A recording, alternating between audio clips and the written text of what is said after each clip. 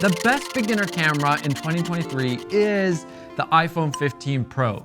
Period. And with a couple free apps and 2 accessories, I'm gonna show you how to make it look and feel like a pro camera. I think if your budget is below $2,000 to $3,000 for the camera, lenses, and all that stuff, I think you're better off just getting an iPhone 15 Pro. First, you're always gonna film on either the wide camera or the ultra wide. These are the best quality cameras on the iPhone. Telephoto, okay maybe, but stick to these two. Pro tip, you can actually use your Apple Watch to monitor what you're filming. So you can actually use the rear cameras and see what you're filming from your watch, which is really interesting, but also kind of annoying that it's the only way to see what you're filming. Then download the Blackmagic Camera app. Why? Well, because you're gonna wanna shoot in ProRes Log. And I don't think people realize that ProRes Log was that like final straw, that final thing that took the iPhone from like, maybe it's the best beginner camera to now it is 100% the best beginner camera. If anybody asks me what camera they should get starting in filmmaking,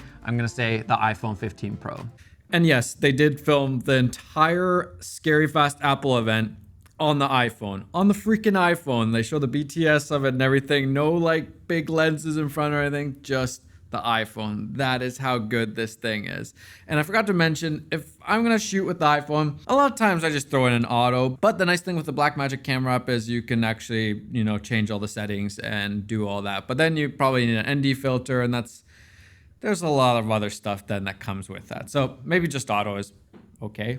Log is almost like a raw photo. You're saving way more information so that in post you have more ability to change things. If you're not shooting in log, you're baking in a look. You're telling the iPhone, this is the look I want before you even go into color grading. And I have never had such an easy time color grading iPhone footage as I have with ProRes Log.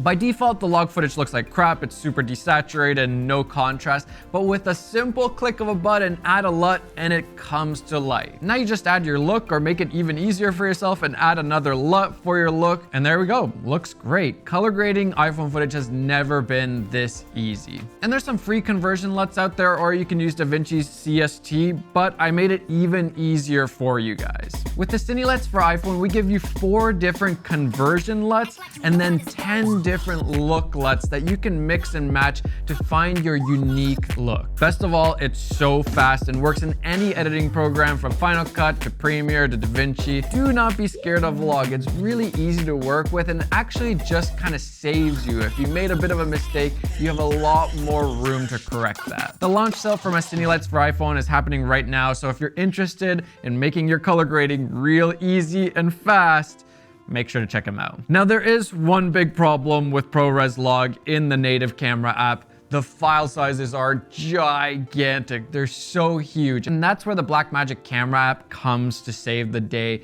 You can actually change what flavor of ProRes you're using. By default on the native camera app, it's using ProRes 422 HQ, which is like massive file sizes. I would much rather go with something like ProRes LT, which is about like a quarter of the file sizes. But even with that, you're gonna want an external hard drive. You can plug this straight into your iPhone and then it's gonna record the footage on here. And that way you can keep your kind of video projects separate from your personal photos and videos. And think of this like your memory card, except you don't have to offload the footage. You can then just unplug this from the iPhone, plug it into your computer, and start editing your project right away. Not to mention, using this unlocks 4K 60 frames per second in ProRes Log. Otherwise, you only get 30 frames per second, I think it is. Now, the thing that every camera, including the iPhone, is missing is a really high quality microphone. And that's why I would recommend either getting like a mini shotgun or better yet, a lav mic. This is my favorite. It's the Rode Wireless Pro with 32-bit float for the win. If you don't know what that is, go and check out my last video. It is so good, and it doesn't matter what camera I'm using. I never use the internal mics on that camera. And so right now I'm filming on the iPhone, but I'm recording the audio through the Rode Wireless Pro. Now here's where we run into some problems. We have a USB-C port on the iPhone now. That's really nice, but there's only one of them. And if we want to use both the hard drive and the lav mic, what do? We need a USB-C splitter, and this means you can plug this into your iPhone and then you can connect both the hard drive and the lav mic on there. I tested like a smaller one like this. It didn't work.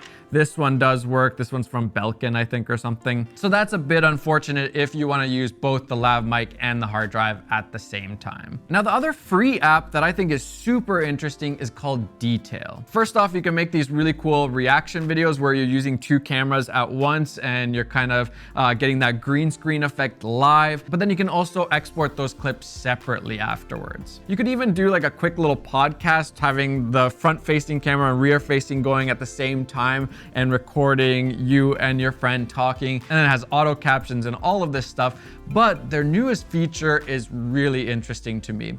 You can basically take two iPhones, sync them wirelessly, record a podcast or like a 2-angle interview, for example, or like a cooking show, one angle on you and then a top down of your food.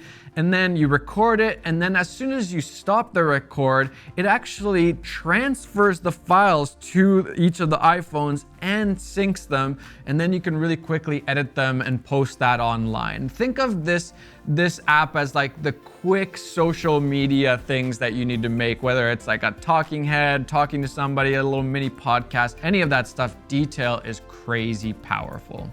Just two cameras going, two cameras.